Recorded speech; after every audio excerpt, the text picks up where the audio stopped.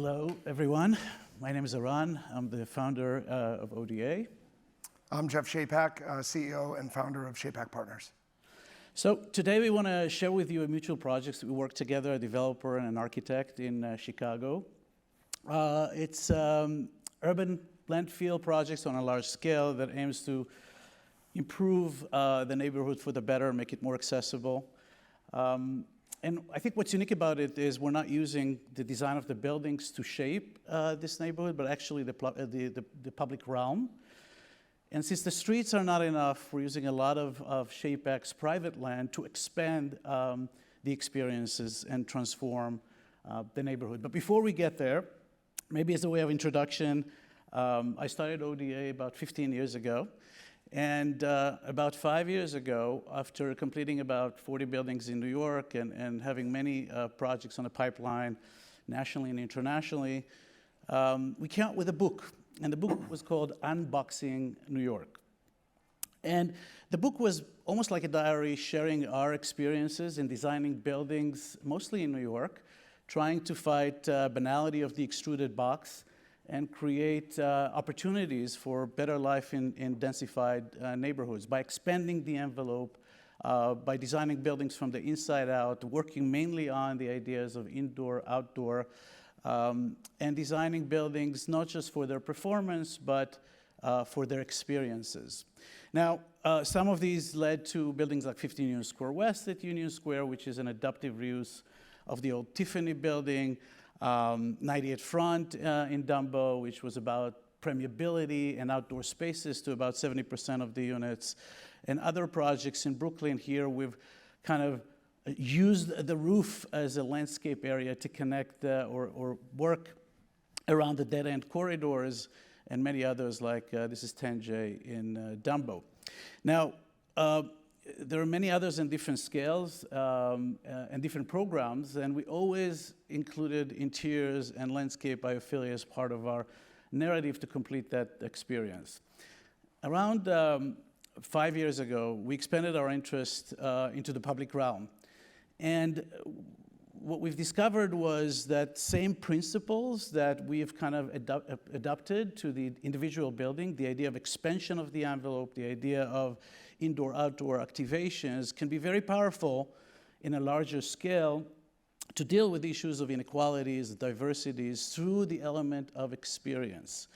You know that today with our phone, we get access to everything and anything, from services to education to culture, as well as healthcare, social interactions. So essentially, we can live a full life from a room, while the streets or the old kind of infrastructure of cities were the place where we got those services and we injected our life into. So what is going to be the next step, and how do we encourage better cities? I want to share one project. It's called Denizen, and it's in Bushwick. That's actually where we've met. And Denizen, we designed 1,200 apartments on 2 city blocks. And the zoning called for basically 2 donut buildings with the grid of the city, pretty typical. And what we've decided to do is kind of break those into a sequence of interconnecting courtyards where we're totally pedestrian dominated, and we're all connected to a park that was a demapping of a street that united those 2 blocks. And so while we maintain the street wall and the city block that is typical to New York, the building has all of these hidden courtyards that are shared not only by the tenants of the buildings, but by the entire neighborhood. And so we've meticulously kind of programmed this ground floor to activate those courtyards, not just with amenities, but also with retail and coffee shops and maker spaces, et cetera. And the experience of walking through this is an experience of indoor, outdoor, continuous kind of way of discovery that was open to the public. And one of the interesting things is we started laying out artwork within our projects by collaborating with local artists from Brooklyn, and actually create these mega murals across the entire building on corridors or on outside of the building that became one of the biggest collection of public art in Brooklyn. The ground floor, because it's so permeable and connected indoor and outdoor, creates sort of an expansion of the experience, so you don't necessarily have to or need to go to a certain place for a program, but rather for the experience, for the fun of that. And clearly the roof became an amazing opportunity of landscaping, and also here it's about experiences that maybe are less typical on a residential building, including urban farming, golf, etc. So this is the park that kind of unites the two blocks and allow the gateways to the other courtyards. I think, the building was completed about a few years ago, but the overlay of this kind of life in experience, life with art, life with landscape, with the look into, or sort of the view into Manhattan, is what unite this. And so with that, I want to give it to Jeff. Thank you. So I'm going to transport us from Manhattan to the city of Fulton Market, which is really the city of Chicago and a neighborhood that is an organically grown submarket in the city of Chicago. This is a recent drone image. I know it's not the greatest weather day to shoot it, but what I thought was interesting for you to see is you see about 5 cranes where the top of the yellow portion of the building is. There are 5 cranes in a row there. There are 4 cranes you can't see, so a total of about 9 cranes in the neighborhood right now. And almost everything you see that is above 3-4 stories is all new construction, and that is basically intermingled with or juxtaposed against all old buildings, which is what Fulton Market was. Fulton Market District, for many years, for its entire lifetime until I'd say roughly 2014 when the major change began, was a meatpacking, market produce, industrial neighborhood zoned as such. I looked at it as an incredible opportunity because of its location. I wasn't from Chicago. I moved there in 2000 from Manhattan. So I'd witnessed neighborhoods in Manhattan transforming, and I got to Chicago and actually spent my early years, my first 10 years, solely in luxury retail in neighborhoods on the north side, neighborhoods you may have heard of called Gold Coast, Lincoln Park, Bucktown, and Wicker Park. But I kept my eye on this because in 2000 I went to a wedding in Chicago and went to a Friday night dinner, and I walked out of a restaurant on Randolph Street and looked around and thought, why it's so quiet over here, and I'm staring at the CBD of Chicago, the Loop. And I looked at this as an amazing location, even though everyone I talked to in Chicago said to me, that's the wrong location, you're on the wrong side of the highway. And I think it took an outsider to study this and understand it and study patterns around the world to appreciate it. And my argument was, transportation-wise, it's very, very well located real estate. Its problem was it was industrial zoned. It was planned manufacturing, it was M-class. It was done by 2 mayors ago. Mayor Daley did this, and he made it such that all of that industry of meatpacking and market produce could thrive because the real estate would have no value due to its zoning. So they could buy all the buildings cheaply and run their businesses. Well, that's not good for a city because you don't have property tax. And on top of it, they were all in the wholesale business. So that's not good for the city, the county, or the state because you have no sales tax. So I met with our alderman in 2010. It was supposed to be a 15-minute meeting. I talked to him for 3 hours saying, you are sitting on some of the best real estate in your ward ever. Can you please consider spot zoning? And he did. And we kicked this neighborhood off with a brand you probably all know called Soho House. We had studied what Soho had done around the world in neighborhoods like meatpacking in New York, Shoreditch in East London. We did the same thing with Fulton Market District.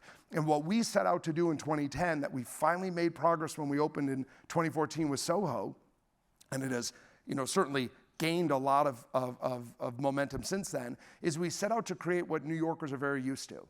If I said to you, you work in the Loop, do you live there in Chicago? You'd say to me, why would I live in the Loop?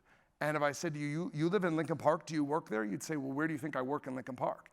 And that was so confusing to me in 2000 when I got there that was the norm of Chicago, unlike New York, where you can live and work and play in a neighborhood. We wanted more than that for Fulton. We wanted morning, noon, and night density, which means you needed live, work, play, stay, eat, drink, dine, shop. It had to be everything. And this gave us the chance to do that. We have some of the best restaurants in the United States, James Beard Award winners, finalists, and nominees, Michelin star chefs, incredible brands for restaurants, the same for hotel brands, Soho being the first one we did. Hoxton we brought also from London with another 182 keys, and other developers are developing obviously alongside.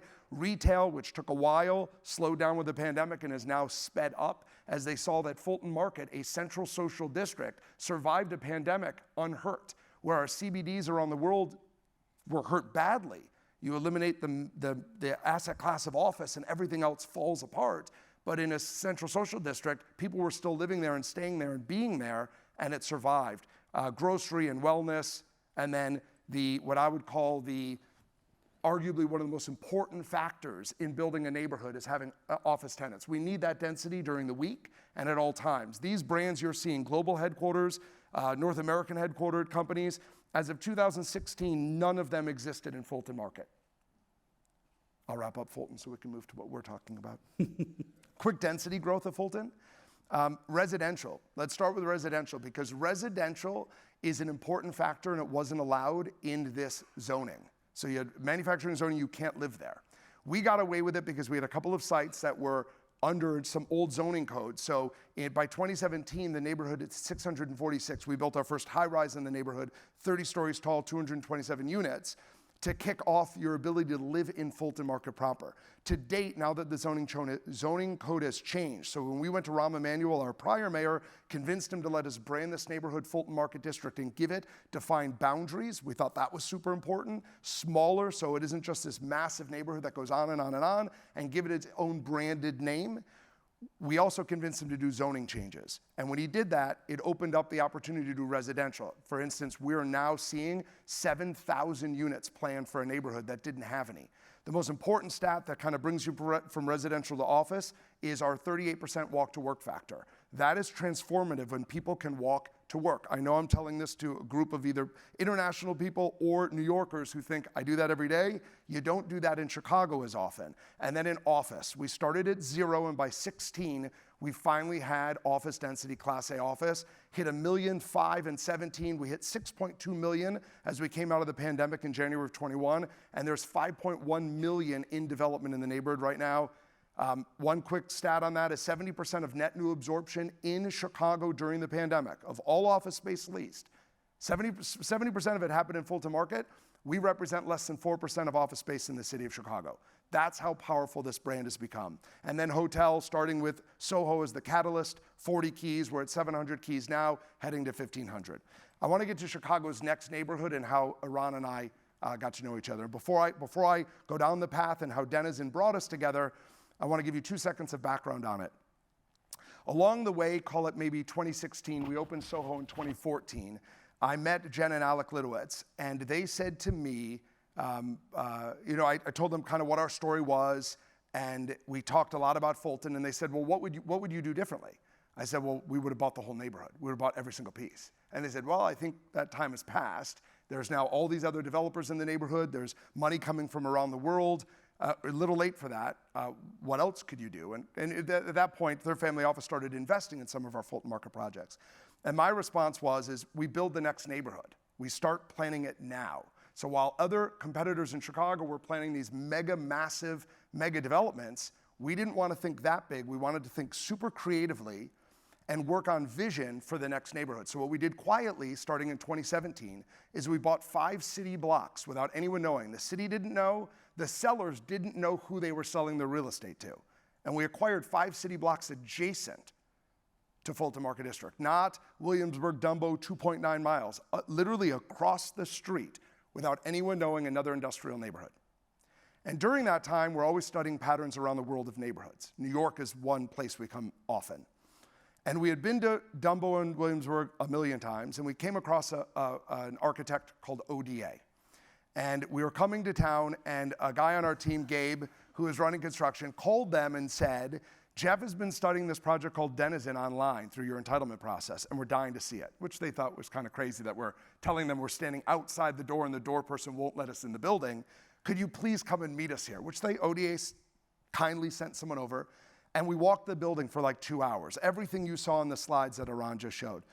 And when we got to that rooftop, I turned to our team and I'm like, there's an architect who's already doing this stuff that this is the stuff we talk about every day, like public realm space. Stop being a developer that just builds buildings lot line to lot line and says, this is ours, you're not welcome. How can we start using our land to benefit all? And we started it in Fulton, right when we first, I guess just before we met Eran.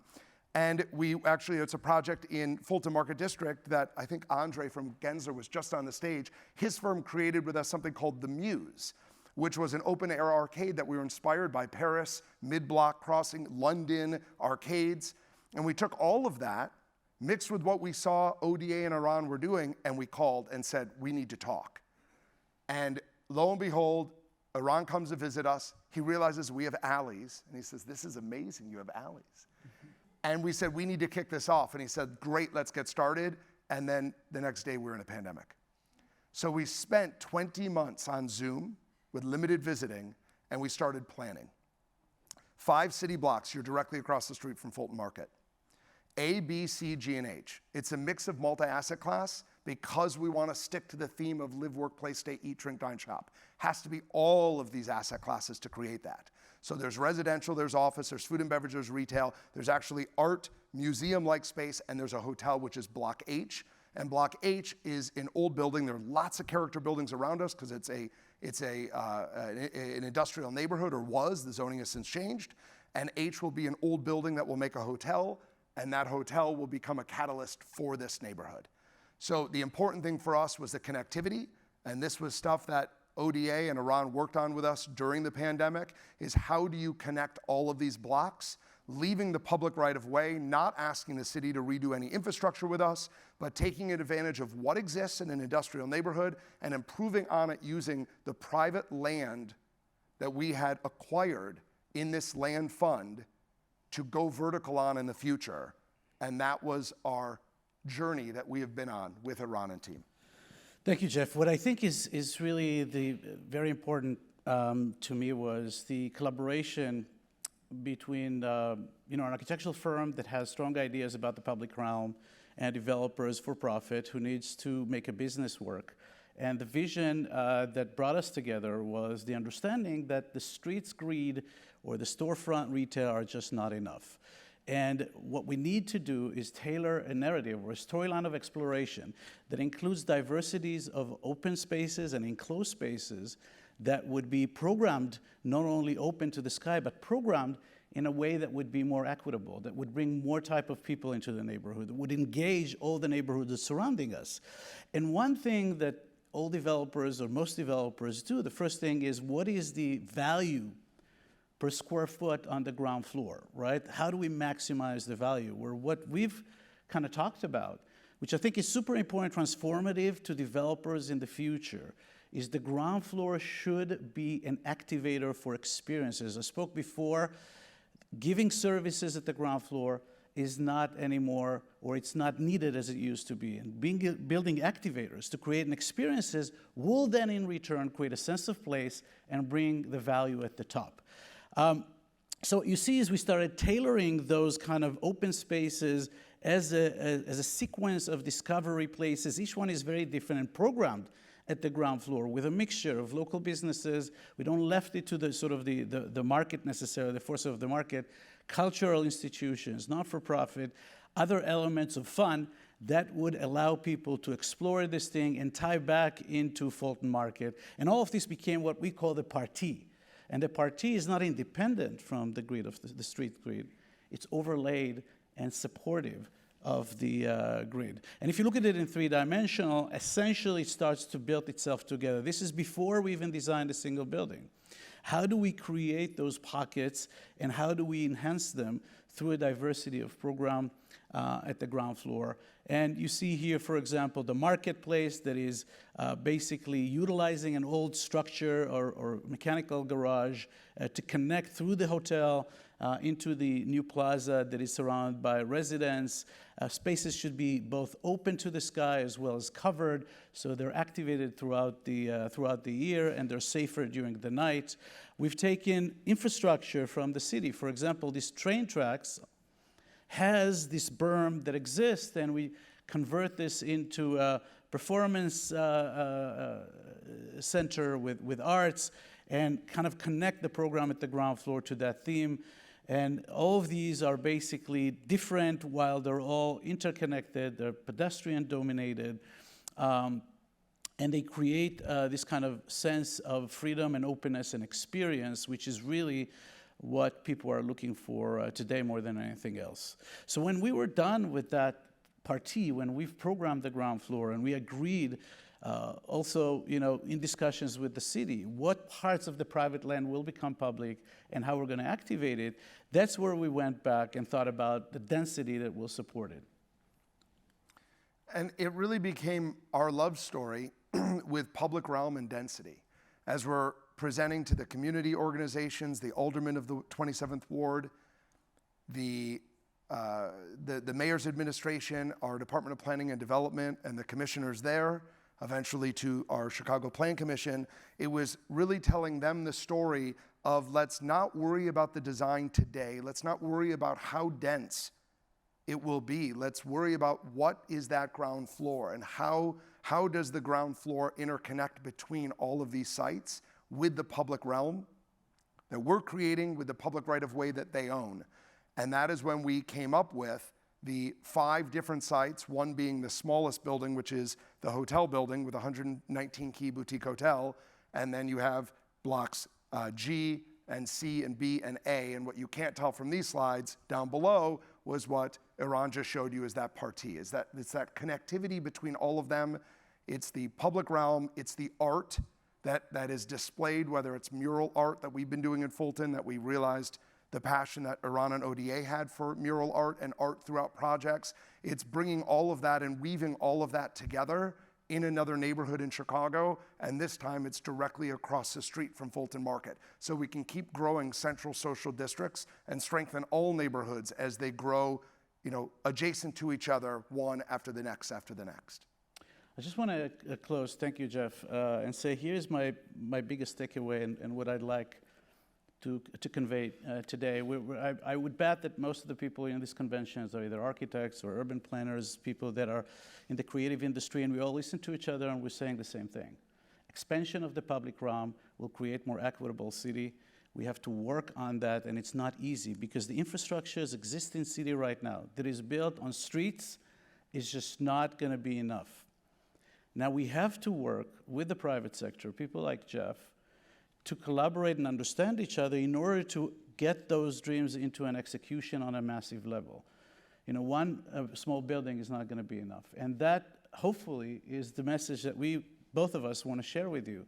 There's a way to do it. There's a win-win situation. There's a place by which we can enhance and increase density while increase the quality of our life in cities. And that's probably one of the only ways we can achieve a better city for the future. Can I add to that? Yeah.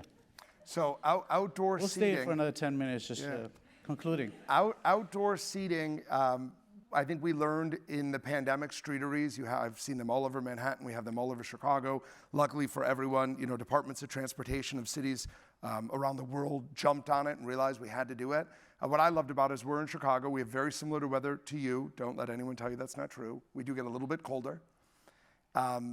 But it proved people will eat outdoors in a pandemic, which means they'll still eat outdoors, and they got comfortable doing it. It was something we saw in Europe, but you didn't see in cold weather cities that they were doing it in America.